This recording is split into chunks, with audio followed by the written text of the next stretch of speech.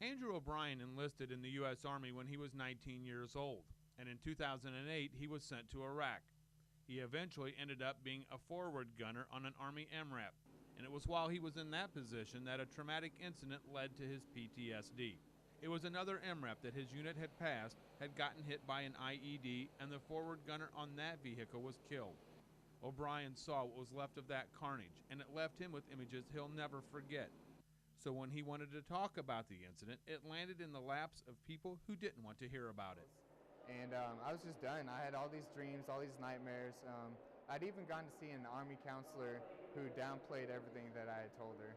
And then my first sergeant had called me out in front of my whole company about my mental issues. So after that happened and O'Brien was discharged from the Army, he suffered like many soldiers do. It got to a point where he wanted to put a permanent end to his mental issues. So I was like, well, I don't deserve to feel this way because I know he saw so much worse than I did. And so I figured I would just take my own life and not worry about it anymore.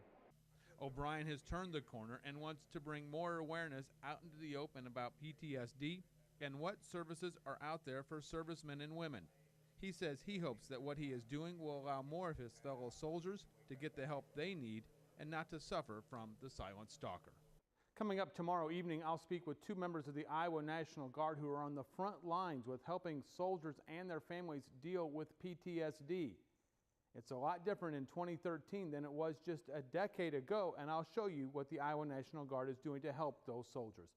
Part 2 tomorrow night of PTSD, the Silent Stalker.